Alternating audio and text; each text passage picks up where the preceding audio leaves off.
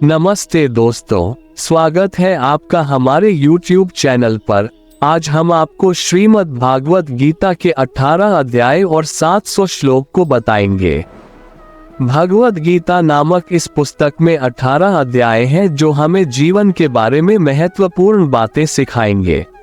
ये सिर्फ भगवान की पूजा करने के बारे में नहीं है, बल्कि इसमें ऐसा ज्ञान है जिससे पृथ्वी पर हर कोई लाभान्वित हो सकता है। ये हमें सिखाता है कि हम अपने सपनों को कैसे हासिल करें, खुद को समझें, सकारात्मक ऊर्जा कैसे बनाएं, खुशियां ढूंढें, समस्याओं को हल करें, निर्णय लें और भावनात्मक रूप से मजबूत रहें। ये हमें एक पूर्ण जीवन जीने के बारे में मार्गदर्शन करता है।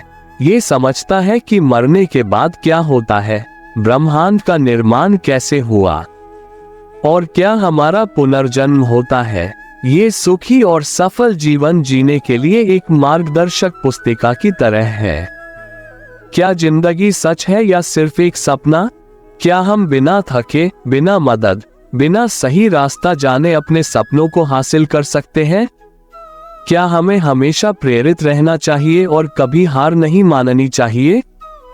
प्रेरक वीडियो देखने से हमारी ऊर्जा बढ़ती है, लेकिन जब हम व्यस्त हो जाते हैं तो ये कम हो जाती है।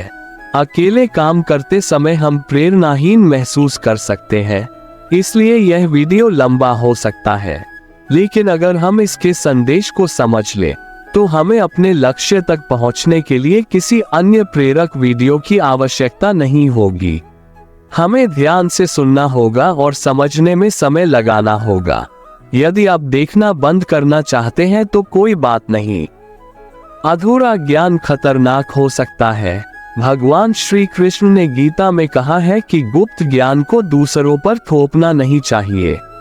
तो आपके अनुसार पृथ्वी पर सबसे महान प्रेरक व्यक्ति कौन है, जो सिर्फ हमारा नहीं बल्कि पूरे ब्रह्मांड का है? हाँ, ये सच है कि भगवान श्री कृष्ण महाभारत नामक कहानी में एक बहुत ही महत्वपूर्ण व्यक्ति हैं। कई साल पहले इस कहानी में बहुत ही बुद्धिमान शिक्षाएं साझा की गई थी जो आज भी हमारे जीवन पर लागू होती है। महात्मा गांधी, एल्बर्ट आइंस्टीन, रानी लक्ष्मीबाई और अन्य लोगों को ये शिक्षाएं बहुत प्रेरणादायक और उपयोगी लगी। एक प्रमुख शिक्षा भगवद गीता नामक एक विशेष पुस्तक में पाई जाती है, जिसने अर्जुन नामक योद्धा को युद्ध में सफलता पाने में मदद की। जैसे अर्जुन ने चुनौतियों का सामना किया, वैसे ही हम सभी जीवन में बाधाओं का सामना करते हैं। भगवद गीता के पाठों को समझकर हम सीख सकते हैं कि इन बाधाओं को कैसे दूर किया जाए और अपने लक्ष्यों को कैसे प्राप्त किया जाए। ये किताब भले ही किसी अलग भाषा में लिखी गई हो, लेकिन इसके महत्वपूर्ण संदेशों को हम आज भी अपनी भाषा में सीख सकते हैं। आइए इस कहानी को आगे जानें और देखें कि यह हमारे जीवन में कैसे मदद कर सकती है। दुर्योधन, जो एक बड़े परिवार का बेटा था और महाबलशाली भी था, चाहता था कि उसका पक्ष युद्ध जीते। दोनों पक्षों के परिवार के सदस्य एक दूसरे के खिलाफ लड़ रहे थे। एक योद्धा अर्जुन को अपने रिश्तेदारों से युद्ध करने का दुख था। वह उन्हें चोट नहीं पहुंचाना चाहता था, हालांकि वह लड़ने में दुर्योधन से भी शक्तिशाली था।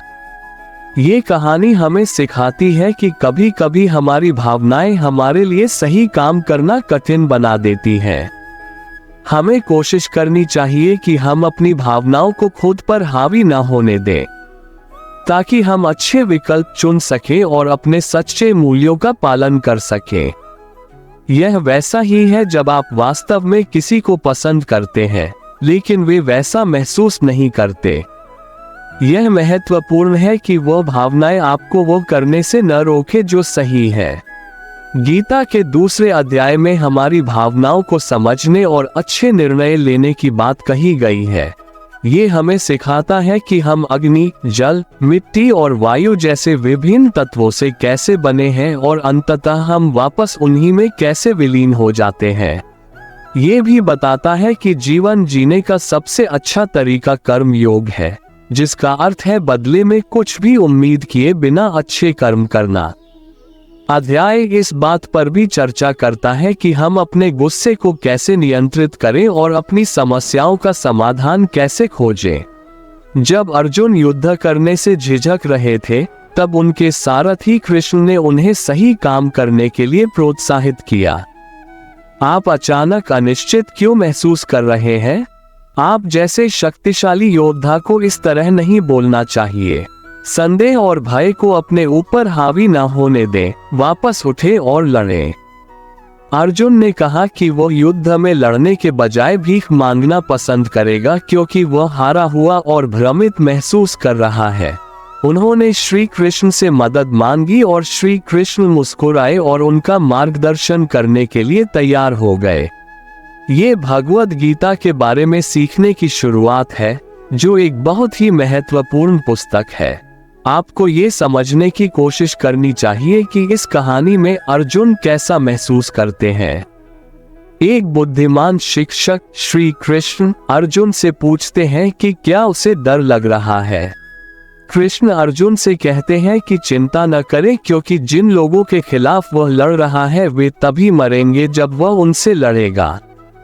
ये लोग पहले भी जीवित रहे हैं और भविष्य में भी अर्जुन की तरह ही जीवित रहेंगे। ठीक वैसे ही जैसे आप अपने पुराने कपड़ों को बदलकर नए कपड़े पहनते हैं, वैसे ही आत्मा मरने पर शरीर छोड़ देती है। अतः हे अर्जुन, तू डर मत।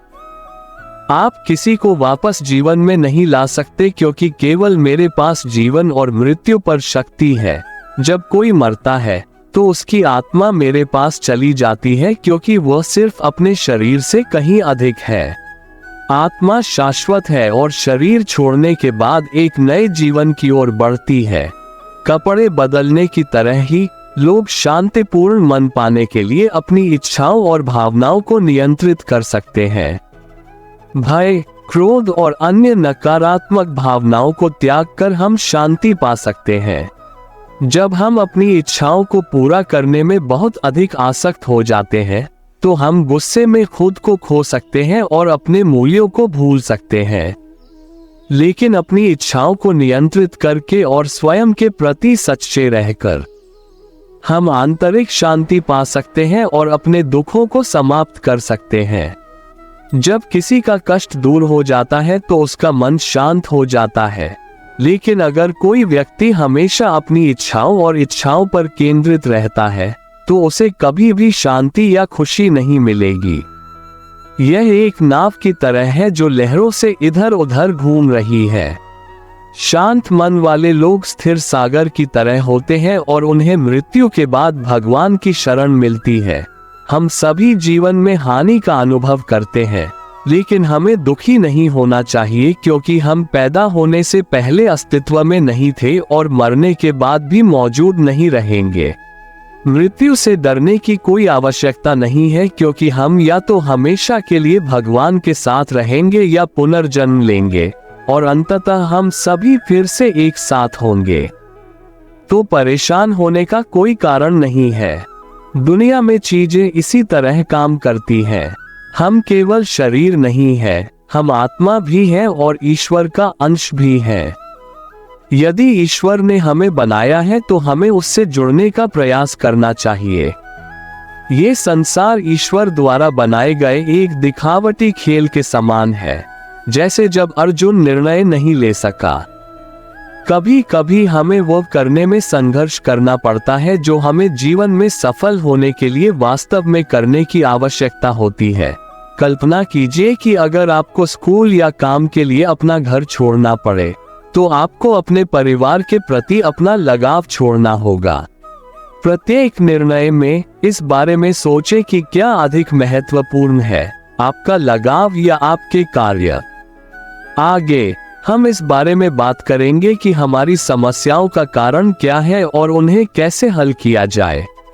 हमारे दुखी या परेशान होने का सबसे बड़ा कारण ये है कि हम जो चाहते हैं उसके बारे में बहुत सोचते हैं।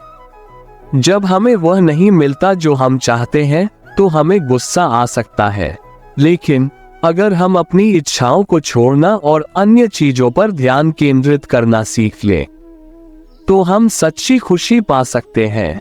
आपको जीवन में चुनौतियों का सामना करना पड़ेगा क्योंकि दुनिया आपके विचारों और कार्यों को दर्शाती है। सफल होने के लिए आपको ये समझना चाहिए कि अपने लक्ष्यों को प्राप्त करने के लिए आपको क्या करने की आवश्यकता है। भगवान श्री कृष्ण सिखाते हैं कि अपने उद्देश्य को पहचानना और सफलता या असफलता की चिंता किए बिना उस पर काम करना ही सफलता की कुंजी है। अपने दिल में तनाव पैदा किए बिना बस अपने काम पर ध्यान केंद्रित करें।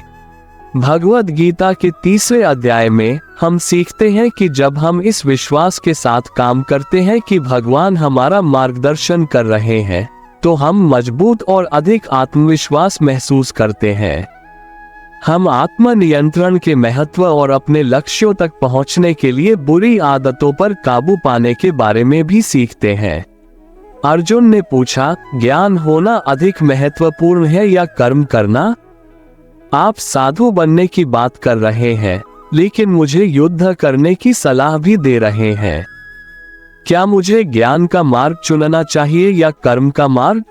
श्री कृष्ण ने जवाब देते हुए कहा कि उन्होंने योग के 2 प्रकार बताए हैं, ज्ञान योग और कर्म योग।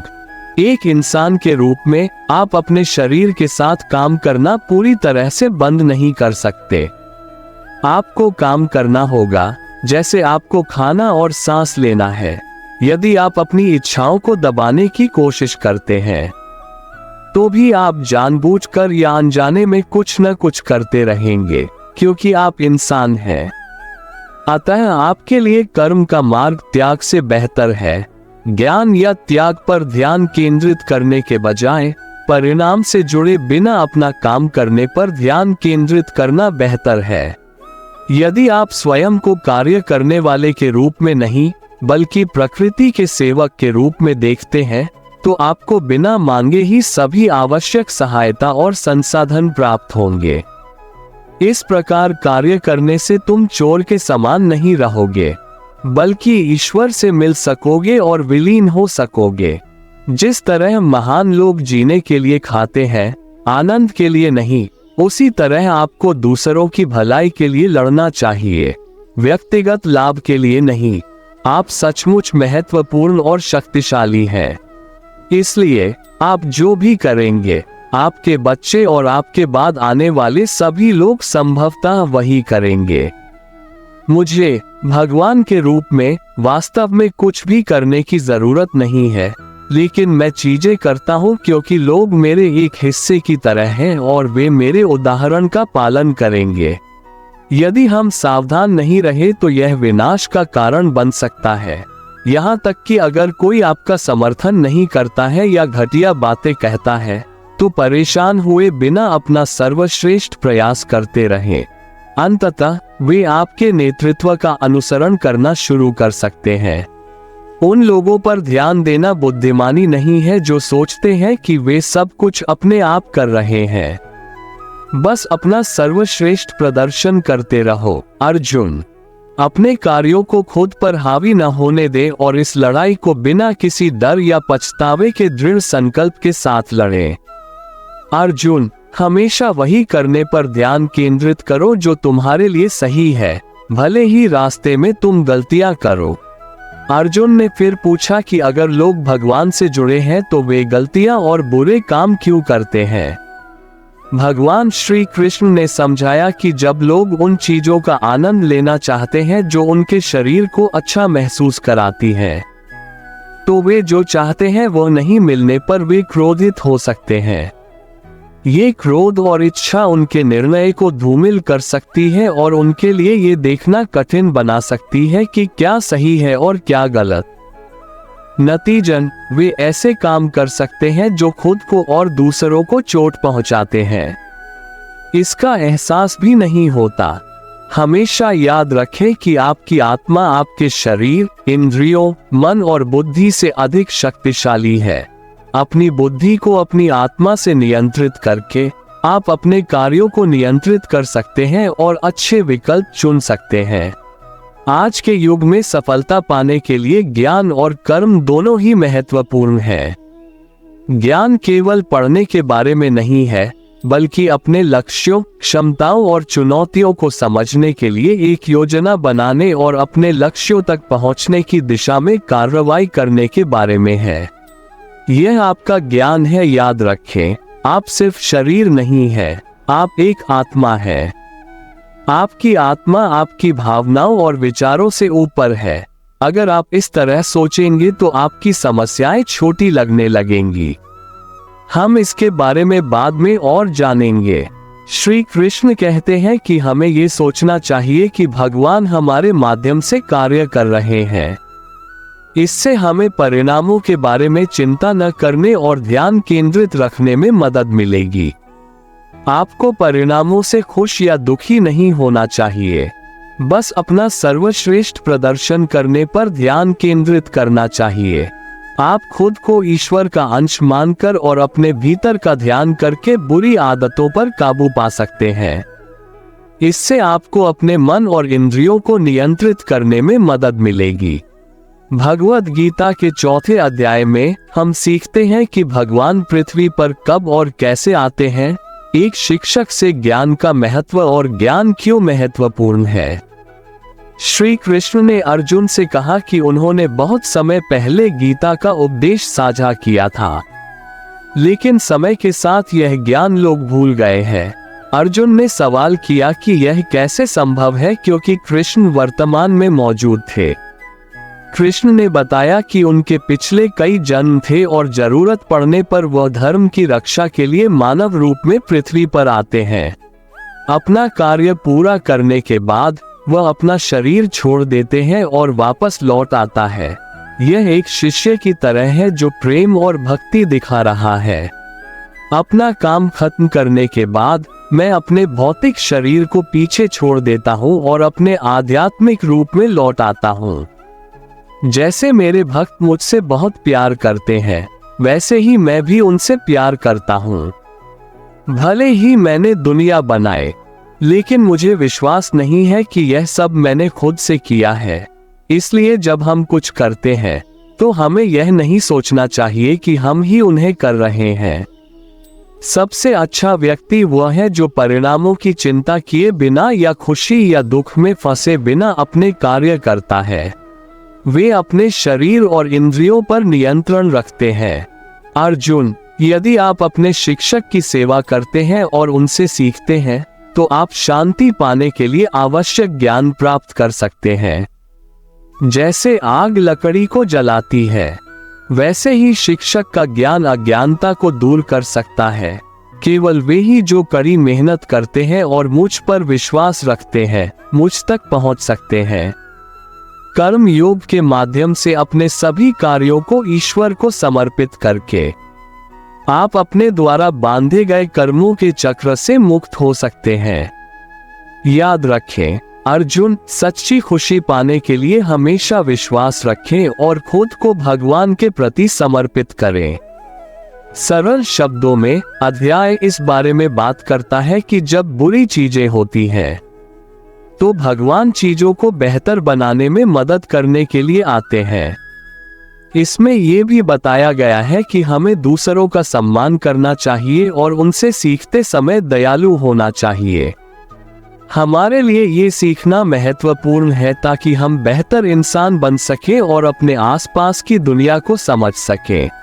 जब हम कुछ नया सीखने की कोशिश कर रहे हैं, जैसे कोई खेल या स्कूल में कोई विषय, तो किसी ऐसे व्यक्ति की बात सुनना जरूरी है जो इसके बारे में बहुत कुछ जानता हो, जैसे कोच या शिक्षक। ये ज्ञान हमें अपने लक्ष्य तक पहुंचने और जीवन में प्रगति करने में मदद करता है। भगवद गीता में अध्याय 5 इस बारे में बात करता है कि हम अपने लक्ष्यों को कैसे प्राप्त करें और कैसे हमारा शरीर कभी कभी हमें आलसी महसूस करा सकता है। अर्जुन ने कृष्ण से इस आलस्य को दूर करने और आगे बढ़ने के बारे में मार्गदर्शन मांगा। श्री कृष्ण ने अर्जुन से कहा कि भगवान तक पहुंचने के 2 रास्ते हैं, त्याग या कर्म। लेकिन इससे कोई फर्क नहीं पड़ता कि आप कौन सा रास्ता चुनते हैं। अंतिम लक्ष्य ईश्वर से जुड़ना है, जो लोग अपने मन को भटकने नहीं देते, जो मानते हैं कि ईश्वर सभी कार्यों का कर्ता है और जो सभी जीवित प्राणियों को ईश्वर के अंश के रूप में देखते हैं, उन्हें मृत्यु के बाद ईश्वर के साथ शांति और एकता मिलेगी। क्रोध और इच्छाओं के आगे झुकने के बजाय अच्छे कर्म करना और दूसरों की मदद करना महत्वपूर्ण है। ईश्वर लोगों को उनके कार्यों के आधार पर पुरस्कृत या दंडित करता है। शरीर को सुख देने से खुशी नहीं मिलेगी, इसलिए बेहतर होगा कि इच्छाओं को नियंत्रित करने और दूसरों के लिए अच्छा करने पर ध्यान केंद्रित किया जाए। क्रोध को नष्ट करके, अच्छे कर्म करके और मन को एकाग्र करके व्यक्ति ईश्वर सहित दूसरों से सच्चा सुख और प्रेम पा सकता है। आपकी इंद्रियां, विचार, भावनाएं कभी कभी आपके लिए परेशानी का कारण बन सकती हैं। उन्हें नियंत्रित करना सीखना महत्वपूर्ण है। हमारा शरीर अच्छा और आरामदायक महसूस करना पसंद करता है, लेकिन ये याद रखना भी महत्वपूर्ण है कि हमारी आत्मा ही वास्तव में हमें बनाती है कि हम कौन हैं। हमारा शरीर हमारा ही एक हिस्सा है। कल्पना करें कि आपका शरीर अचानक इतना भारी हो जाए कि उसे संभालना आपके दिमाग के लिए संभव न हो। जब आप योग के दौरान शांति और ध्यान केंद्रित महसूस करते हैं, तो आपको अपने दिमाग को चिंताओं और भय से खाली कर देना चाहिए और ध्यान पर ध्यान केंद्रित करना चाहिए। एक समर्पित योगी स्वस्थ रहने के लिए पर्याप्त भोजन और नींद लेता है। वे हमेशा अपनी बात के प्रति सच्चे रहते हैं और कठिन समय में भी शांत रह सकते हैं। जिस प्रकार दीपक की लौ शांत हवा में भी स्थिर रहती है, उसी प्रकार योगी को अपनी इच्छाओं और विचारों पर नियंत्रण रखना चाहिए। नियमित योगाभ्यास से आप अपने मन पर नियंत्रण रखना सीख सकते हैं और जीवन में सफलता प्राप्त कर सकते हैं। ये चुनौतीपूर्ण हो सकता है, लेकिन अभ्यास और आत्मविश्वास से आप असंभव दिखने वाले लक्ष्य को हासिल कर सकते हैं। यदि कोई व्यक्ति दृढ़ संकल्प के साथ योगाभ्यास करता है लेकिन विचलित हो जाता है, तो उसके प्रयास व्यर्थ नहीं जाते हैं। प्रत्येक आत्मा को ईश्वर की ओर बढ़ने का अधिकार है और यदि कोई विचलित भी हो जाए तो भी वह सत्संगति में सुख और आनंद पा सकता है। यदि कोई योगी अपने ध्यान की राह से भटक जाता है, तो उसे अपनी आध्यात्मिक यात्रा जारी रखने के लिए एक अच्छे परिवार में पुनर्जन्म मिल सकता है। पिछले जीवन में किया गया योग कभी व्यर्थ नहीं जाता, क्योंकि आत्मा निरंतर ईश्वर की ओर बढ़ती रहती है। हालांकि एक समर्पित योगी इसी जीवन काल में मुक्ति प्राप्त कर सकता है और ईश्वर में विलीन हो सकता है। अर्जुन की तरह केंद्रित और दृढ़ रहना महत्वपूर्ण है, न कि दूसरों की राय से प्रभावित होना। ये याद रखना भी महत्वपूर्ण है कि जीवन अनिश्चित है और यदि कोई अपने सपनों को पूरा करने से पहले मर जाता है, तो उसकी कड़ी मेहनत व्यर्थ हो सकती है। इस अध्याय में भगवान कृष्ण हमें एक रहस्य बताते हैं। उनका कहना है कि भले ही हम कड़ी मेहनत करें और ढेर सारा ज्ञान हासिल कर लें, फिर भी हम अपने लक्ष्य तक नहीं पहुंच पाएंगे। लेकिन अगर हम प्रयास करते रहें और अच्छे कर्म करते रहें, तो मरने के बाद हम स्वर्ग में खुश रहेंगे। फिर हम पृथ्वी पर फिर से जन्म लेंगे और सीखने और बढ़ने का एक और मौका मिलेगा। भगवान कृष्ण ने भगवद गीता में इस बारे में बात करते हुए हमें कड़ी मेहनत करते रहने और कभी हार न मानने के लिए प्रोत्साहित किया है। आइए अध्याय 7 को जारी रखें। ज्ञान विज्ञान योग। ईश्वर को जानने के बारे में इस अध्याय में हम सीखते हैं कि ईश्वर दुनिया को कैसे चलाता है और ईश्वर किससे सबसे अधिक प्यार करता है। लेकिन हम अक्सर सोचते हैं कि लोग भगवान को क्यों नहीं देख पाते। भगवान कृष्ण अर्जुन को समझाते हैं कि ऐसा क्यों है। आइए मैं आपको कुछ महत्वपूर्ण बातें बताता हूं जो आपको इस दुनिया में वह सब कुछ समझने में मदद करेंगी जो आपको जानना आवश्यक है। बहुत कम लोग हैं जो आध्यात्मिक ज्ञान की तलाश करते हैं और उससे भी कम लोग हैं जो समर्पण और विश्वास के माध्यम से इसे प्राप्त करने में सक्षम हैं। मेरे 2 रूप हैं, एक जो आप प्रकृति में देख सकते हैं और दूसरा जो सृष्टि का सार है। मैं समय को नियंत्रित करता हूँ और आपके आसपास की हर चीज में मौजूद हूँ। लोग अक्सर भौतिक इच्छाओं और भ्रमों में फंसे रहते हैं, लेकिन जो इनसे मुक्त होकर प्रेम और ज्ञान से मेरी पूजा करते हैं वे मेरे भक्त बन जाते हैं। मैं ऐसे भक्तों को पसंद करता हूँ जो वास्तव में मुझे समझते हैं और मुझसे प्यार करते हैं। जो लोग अपनी इच्छाओं को पूरा करने के लिए अन्य देवताओं की पूजा करते हैं उन्हें अस्थायी सफलता मिल सकती है, लेकिन सच्ची मुक्ति शुद्ध इरादों और नेक कार्यों के साथ मेरी पूजा करने से मिलती है। जो लोग अपने लक्ष्य पर केंद्रित रहते हैं और बिना विचलित हुए कड़ी मेहनत करते हैं उन्हें ही अंततः शांति और सफलता मिलती है। याद रखें, जीवन में जो वास्तव में मायने रखता है उस पर समर्पित और केंद्रित रहना महत्वपूर्ण है। इस अध्याय में अर्जुन आध्यात्मिकता, कर्म, संसार की प्रकृति और देवताओं के बारे में प्रश्न पूछते हैं। भगवान श्री कृष्ण इन प्रश्नों का उत्तर देते हुए कहते हैं कि आध्यात्मिकता ही प्राणियों का सच्चा स्वभाव है। कर्म वे कार्य और बलिदान है जो हमने अतीत में किए हैं, जो हमारे वर्तमान और भविष्य को आकार देते हैं। श्री कृष्ण बताते हैं कि वही है जो दुनिया को नियंत्रित करते हैं और मृत्यु के समय हमारी मन स्थिति हमारे अगले जीवन को निर्धारित करती है। जब लोग मेरे बारे में सोचते हैं तो मेरे पास आते हैं, इसीलिए जो लोग मुझे याद करते हैं वे हमेशा मुझसे मिलने आते हैं। अतः हे अर्जुन, यदि तुम मेरे बारे में सोचोगे और मुझ पर ध्यान केंद्रित करोगे तो तुम मुझे आसानी से पालोगे। जो मनुष्य मुझे सदैव स्मरण करते हैं उन्हें शांति मिलती है और उनके दुख दूर हो जाते हैं। भगवद गीता में कहा गया है कि सृष्टिकर्ता ब्रह्मा का एक दिन बहुत लंबा होता है जो लाखों वर्षों तक चलता है। इस समय में संसार बनता और नष्ट होता है, लेकिन जो मेरे प्रति समर्पित हैं वे जन्म और मृत्यु के इस चक्र से मुक्त हो सकते हैं। तो हे अर्जुन, यदि तुम मेरे निकट रहोगे तो तुम्हें शांति मिलेगी और कष्टों से मुक्ति मिलेगी।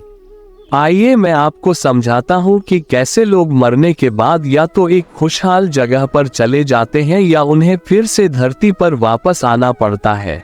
जब दिन का समय होता है और सूर्य चमक रहा होता है तो इसका मतलब है कि चंद्रमा बढ़ रहा है और सूर्य उत्तरी गोलार्ध में है।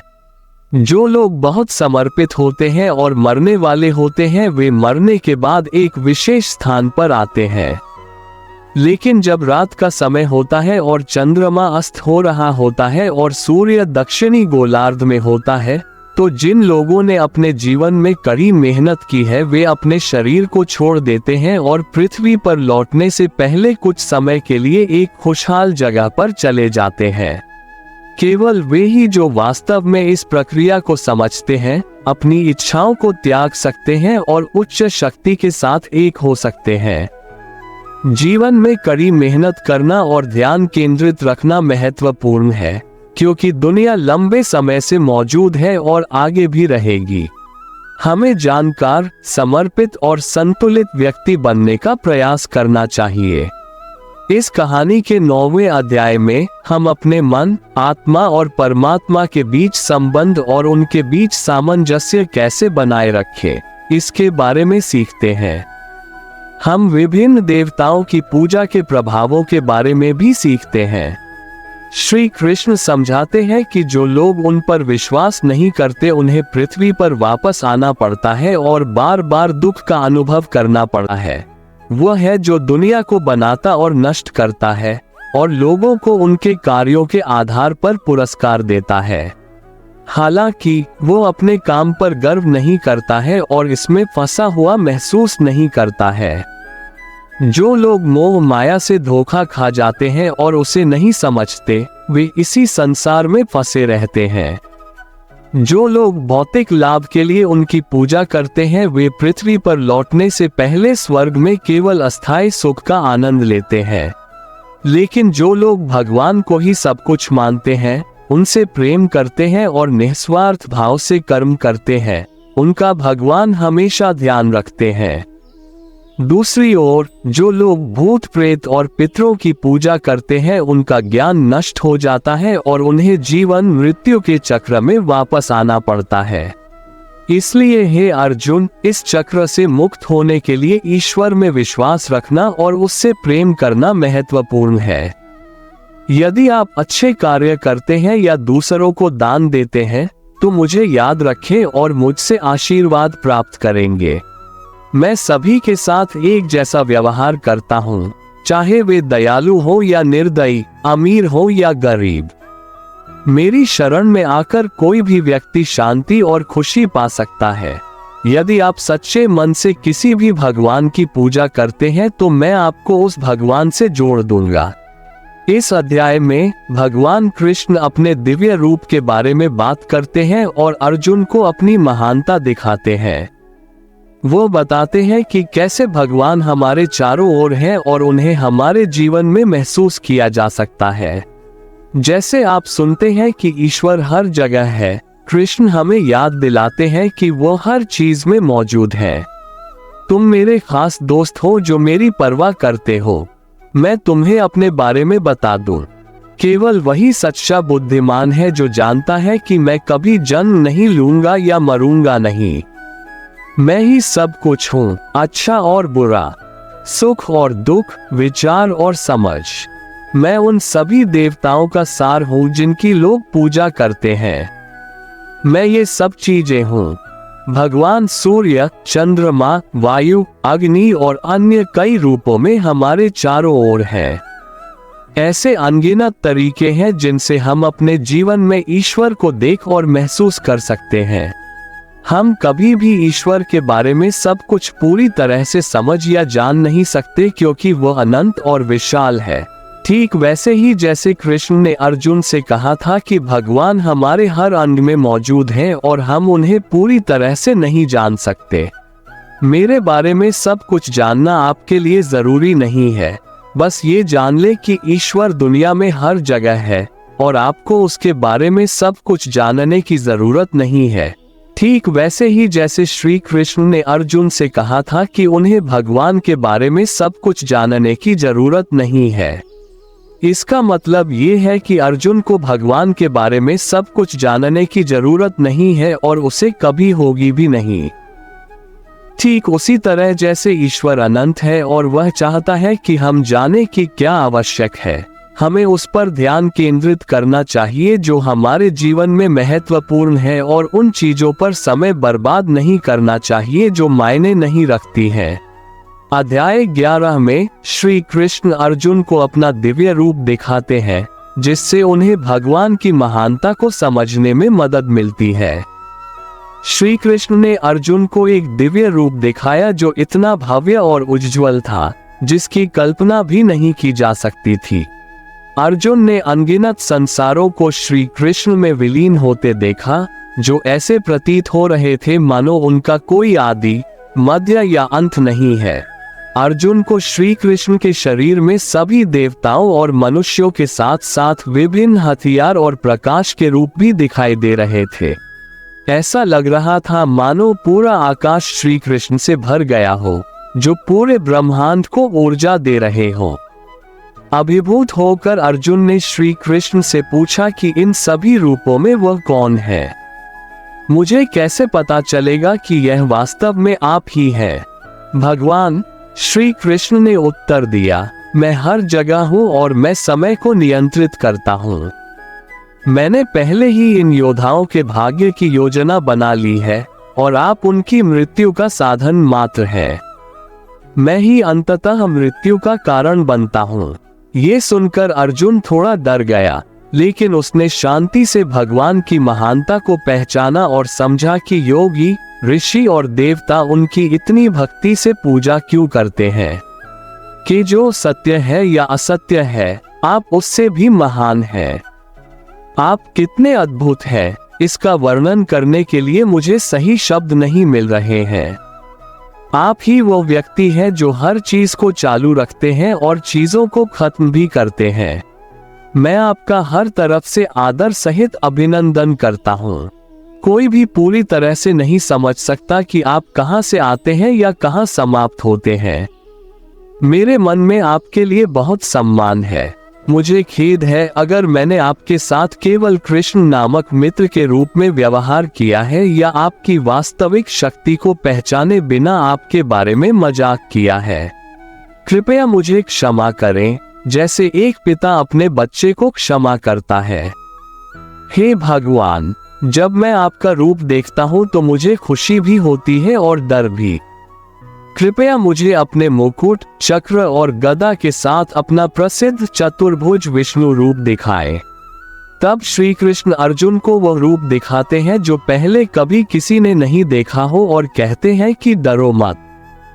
फिर वह अर्जुन को अपना चतुर्भुज विष्णु रूप दिखाते हैं, जिससे अर्जुन को साहस मिलता है और उसकी चिंता दूर हो जाती है। इस रूप को देखकर अर्जुन संतुष्ट हो जाते हैं और कृष्ण उनसे कहते हैं कि देवता भी इस रूप को देखने की इच्छा रखते हैं।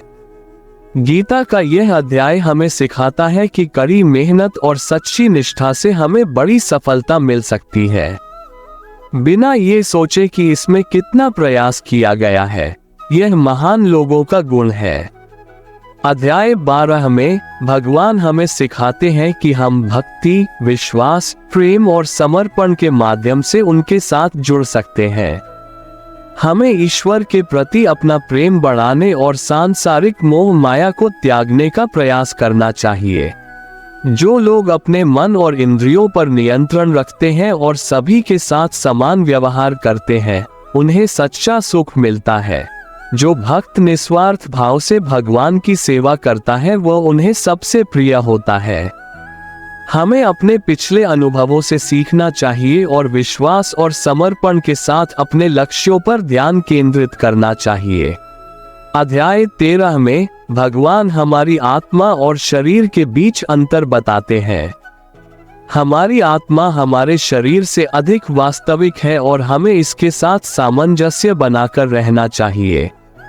हमारे कार्य परिणाम पैदा करते हैं, ठीक उसी तरह जैसे किसी खेत में बोए गए बीज। हमें अपने गुणों पर घमंड नहीं करना चाहिए और सभी प्राणियों पर दया करनी चाहिए। हमें अपने गुरु की सेवा करनी चाहिए, अपने मन और इंद्रियों पर नियंत्रण रखना चाहिए और भौतिक वस्तुओं से जुड़ने से बचना चाहिए। हमें स्वार्थी लोगों से दूर रहना चाहिए और अपने मन को शुद्ध करने और खुद को भगवान के प्रति समर्पित करने पर ध्यान देना चाहिए। अब मैं तुम्हें परम ब्रह्म के बारे में बताऊंगा, जो हर जगह है और हर चीज को महसूस कर सकता है। उनमें कोई विशेष गुण नहीं, बल्कि सभी गुण हैं। वो हर चीज में और हर किसी में है, निकट और दूर दोनों में। हम उसे पूरी तरह से नहीं समझ सकते। वो ब्रह्मा की तरह जीवन की रचना करते हैं, विष्णु की तरह रक्षा करते हैं और शंकर की तरह विनाश करते हैं। वो माया का महान ब्रह्म है और सबसे सर्वोच्च है। वो सभी प्राणियों के हृदय में निवास करते हैं। ये स्मरण रखना आवश्यक है कि हे अर्जुन, ये प्रकृति और पुरुष सदैव अस्तित्व में है, क्योंकि प्रेम, घृणा और 3 गुण यथार्थ सतलुज और तम प्रकृति से आते हैं। हमारी इंद्रियां और क्रियाएं भी प्रकृति से आती हैं। प्रकृति से जन्मे लोगों को इसके गुण विरासत में मिलते हैं और उनका जीवन और मृत्यु उनसे प्रभावित होते हैं। मनुष्य और प्रकृति के बीच संबंध को समझकर कोई भी व्यक्ति अपने अनूठे तरीके से परमात्मा को पा सकता है। यहाँ तक कि जो लोग मानसिक रूप से विकलांग हैं, वे भी इस ज्ञान को समझकर मृत्यु से मुक्ति पा सकते हैं। अध्याय 14 गुण त्रय विभाग योग में गुणों के महत्व पर जोर दिया गया है। श्री कृष्ण सत्व, रजस और तमस के गुणों की व्याख्या करते हैं और अर्जुन को अपनी सच्ची आत्मा के साथ सद्भाव में रहने के लिए प्रोत्साहित करते हैं। मैं आपको दुनिया के 3 गुणों के बारे में बताऊंगा जो हमारी आत्मा को हमारे शरीर से जोड़े रखते हैं। इन गुणों को सत्वगुण, रजोगुण और तमोगुण कहा जाता है। सत्वगुण सर्वोत्तम गुण है जो ज्ञान और खुशी लाता है। रजोगुण हमसे काम करवाता है और हमें व्यस्त रखता है। तमोगुण हमें आलसी और निद्रालु बना देता है। ये गुण हमारे व्यवहार को प्रभावित करते हैं। जब सत्वगुण बढ़ता है तो हम शांतिपूर्ण और बुद्धिमान महसूस करते हैं। जब रजोगुण बढ़ता है तो हम लालची और स्वार्थी महसूस कर सकते हैं, और जब तमोगुण बढ़ता है तो हम प्रेरणाहीन और निराश महसूस कर सकते हैं। इन गुणों को समझकर और नियंत्रित करके हम संसार से मुक्त हो सकते हैं और उच्च आध्यात्मिक स्तर तक पहुंच सकते हैं। शांति और ज्ञान के लिए हमारे जीवन में सत्वगुण विकसित करने पर ध्यान देना महत्वपूर्ण है। जीवन में हम अपने गुणों को परखकर और उनमें सुधार करके प्रगति कर सकते हैं। भगवान हमें अध्याय 15 में बताते हैं कि हमारी आत्मा अमर है और हमारे शरीर से बड़ी है। हमारे कार्य हमारे भविष्य को प्रभावित करते हैं और हमें अच्छे गुणों का संतुलन बनाए रखने का प्रयास करना चाहिए। अपने सकारात्मक गुणों को बढ़ाकर और नकारात्मक गुणों को कम करके हम सफलता और मुक्ति की ओर बढ़ सकते हैं। अध्याय 16 में भगवान दैवीय और आसुरी प्रकृति के बीच अंतर बताते हैं। दैवीय प्रकृति वाले लोग धार्मिकता, सत्य और प्रेम को प्राथमिकता देते हैं, जबकि राक्षसी प्रकृति वाले लोग अहंकार, क्रोध और द्वेष से प्रेरित होते हैं। दैवीय स्वभाव का पालन करके हम अपनी आत्मा को मुक्त कर सकते हैं, जबकि आसुरी स्वभाव का पालन करने से दुख हो सकता है। अपने कार्यों को सावधानी पूर्वक चुनना और अच्छाई के मार्ग पर चलने का प्रयास करना महत्वपूर्ण है।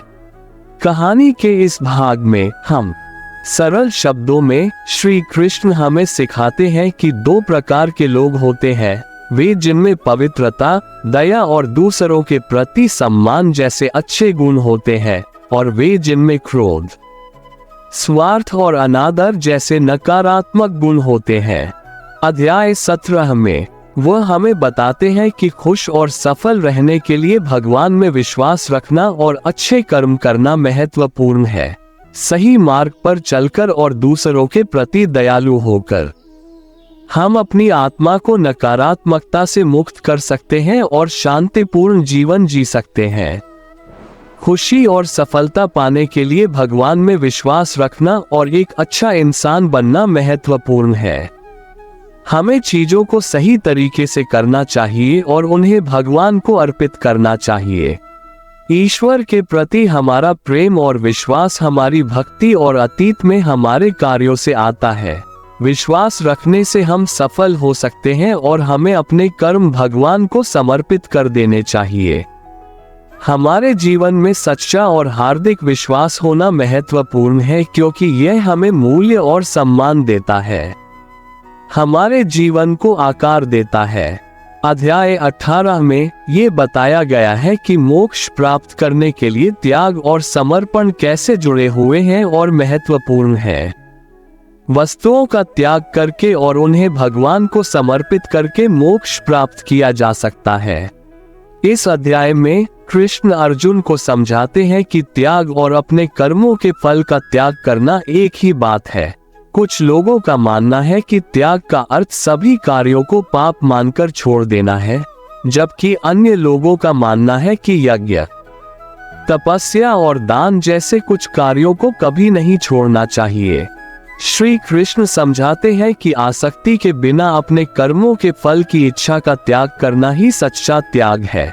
यज्ञ 3 प्रकार के होते हैं, सात्विक, राजसिक और तामसिक। सात्विक त्याग में फलों की आसक्ति के बिना कर्म करना शामिल है, जैसा कि शास्त्रों में बताया गया है। अन्य कारणों से कर्मों का त्याग करना ही तामसिक त्याग है। सच्चे त्यागी न तो किसी कर्म से प्रेम करते हैं और न ही किसी से घृणा करते हैं और अपने कर्मों के फल की इच्छा छोड़ देते हैं। ये वास्तव में त्याग करने और कर्म फल को परलोक में न ले जाने का एकमात्र तरीका है। इस बारे में सोचें कि आपको किस चीज से खुशी मिलती है और अपने रिश्तों में उन चीजों को कम करने का प्रयास करें जो आपको दुखी करती हैं। क्या आपके सभी रिश्तों ने आपको खुश किया है? इसके बारे में सोचें। हमारा जीवन दूसरों के साथ संबंधों पर बना है और हमारी सुरक्षा की भावना उन संबंधों से आती है। इसीलिए रिश्ते हमारी खुशी के लिए बहुत जरूरी है। लेकिन ऐसा क्यों है कि हम अक्सर एक दूसरे से बातें छिपाते हैं और रिश्तों में बहस करने लगते हैं? क्या आपने कभी सोचा है, जब कोई किसी चीज के बारे में सोचता है, इस व्यक्ति को ये पसंद नहीं है कि दूसरे लोग क्या सोचते हैं या क्या करते हैं, और वे उनसे अलग तरीके से काम कराना चाहते हैं। फिर दिक्कतें होने लगती हैं।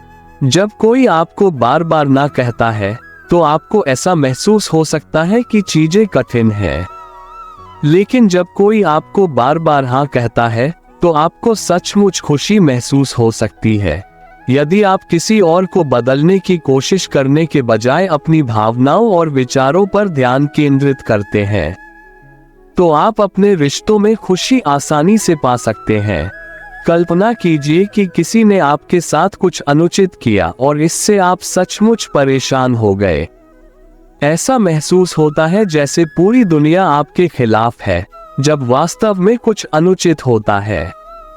तो यह आपको चीजों को फिर से सही करने की इच्छा जगाता है। उस भावना को न्याय चाहना कहते हैं। न्याय तब होता है जब कुछ अनुचित होने के बाद चीजों को फिर से निष्पक्ष बना दिया जाता है। जो सही है उसके लिए खड़ा होना महत्वपूर्ण है। न्याय का मतलब है कि जब कोई कुछ गलत करता है तो उसे माफी मांगनी चाहिए और चीजों को सही करने का प्रयास करना चाहिए। और अगर किसी के साथ गलत व्यवहार किया जाता है तो उन्हें खुद पर और अपने समुदाय पर विश्वास करना चाहिए। लेकिन अगर किसी के पास अच्छे मूल्य नहीं है तो वह न्याय मांगने के बजाय बदला लेना चाह सकता है। इससे चोट और हानि का चक्र शुरू हो सकता है। प्रतिशोध के स्थान पर न्याय को चुनना महत्वपूर्ण है, क्योंकि वे एक ही चीज नहीं है। न्याय का अर्थ चीजों को सही बनाना और दूसरों के साथ उचित व्यवहार करना है। जब आप किसी के साथ समय बिताते हैं तो हो सकता है कि आप एक दूसरे के लिए नियम निर्धारित करना चाहें। ये नियम सीमाओं की तरह हैं जो रिश्ते को स्वस्थ रखने में मदद करते हैं। अगर कोई इन सीमाओं को पार करता है तो यह आपको परेशान कर सकता है। श्री कृष्ण रिश्तों में इन सीमाओं के महत्व के बारे में बात करते हैं। क्या आपने कभी इस बारे में सोचा है कि सीमाएं निर्धारित करने से कभी कभी किसी और की अपनी पसंद बनाने की क्षमता कैसे सीमित हो सकती है? यह उन्हें स्वयं निर्णय लेने देने के बजाय उन्हें ये बताने जैसा है कि उन्हें क्या करना है। इससे उन्हें दुख हो सकता है, और अगर वे सीमाओं की अनदेखी करते हैं तो इससे हमें गुस्सा आ सकता है। लेकिन अगर हम दोनों एक दूसरे की स्वतंत्रता का सम्मान करते हैं तो हमें सख्त नियमों की आवश्यकता नहीं है। जैसे किसी रिश्ते में विश्वास जरूरी है, क्या एक दूसरे को आजादी देना भी जरूरी नहीं है? अर्जुन, तुम्हारे पिता तुम्हारा भला चाहते हैं और हमेशा तुम्हारे भविष्य को लेकर चिंतित रहते हैं।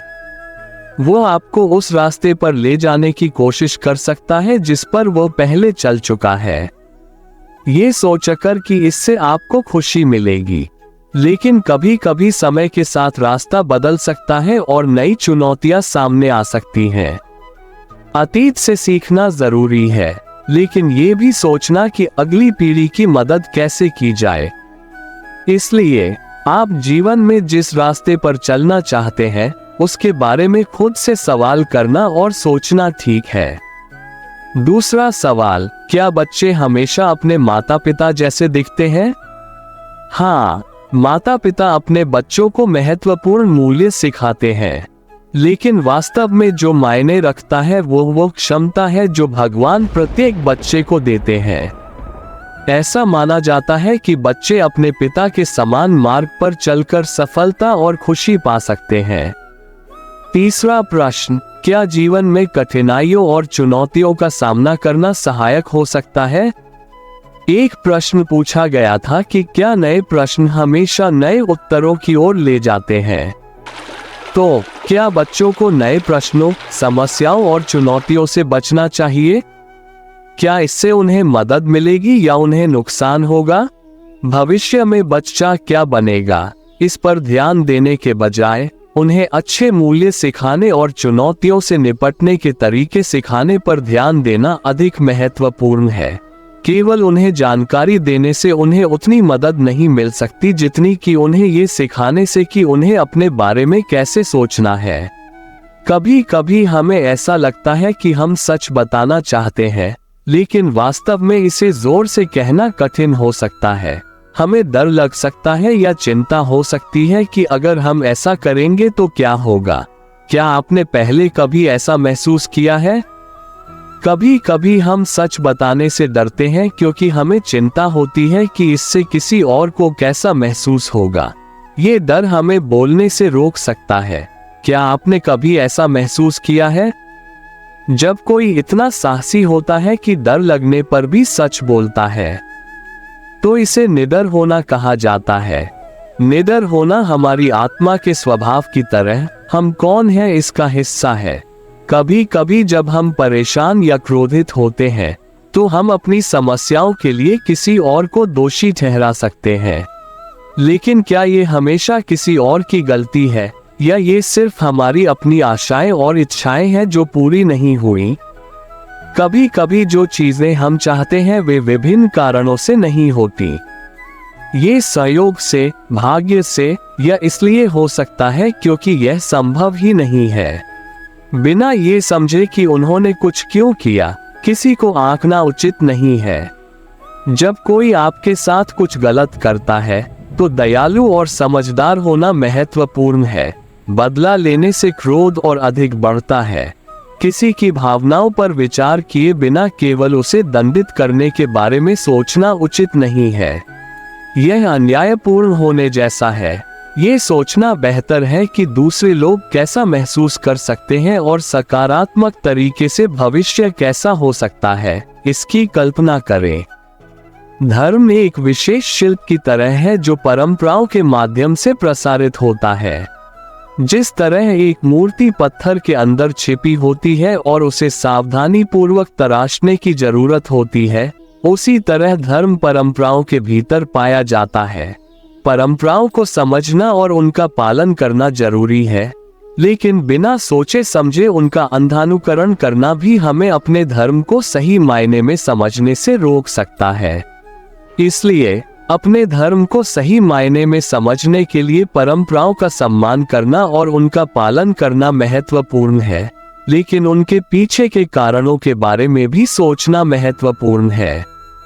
ऐसा माना जाता है कि हंस केवल दूध पीते हैं, पानी नहीं, क्योंकि उनका विवेक साफ होता है। ठीक उसी तरह धर्म का सही मायने में पालन करने के लिए दयालु हृदय होना और सभी के साथ समान व्यवहार करना महत्वपूर्ण है। विवेक के बिना, जो एक मार्गदर्शक की तरह है जो हमें अच्छे विकल्प चुनने में मदद करता है।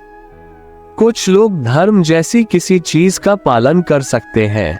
ये हमेशा एक आधिकारिक धर्म नहीं हो सकता है। अपने लिए सोचना और निर्णय लेना महत्वपूर्ण है जो आपको खुश करेगा और भविष्य में सुरक्षित रखेगा। जब आप अपने द्वारा चुने गए विकल्पों के बारे में सोचते हैं, तो आप शायद देखेंगे कि आप अक्सर सोचते हैं कि वे आपके भविष्य को कैसे प्रभावित करेंगे। दोस्तों, अगर आपको यह वीडियो अच्छा लगा हो तो कमेंट में जय श्री कृष्णा लिखना ना भूले दोस्तों, और वीडियो को लाइक, सब्सक्राइब और शेयर अवश्य कर दे। आज के लिए बस इतना ही दोस्तों, अब हमारी मुलाकात दूसरी कहानी में होगी।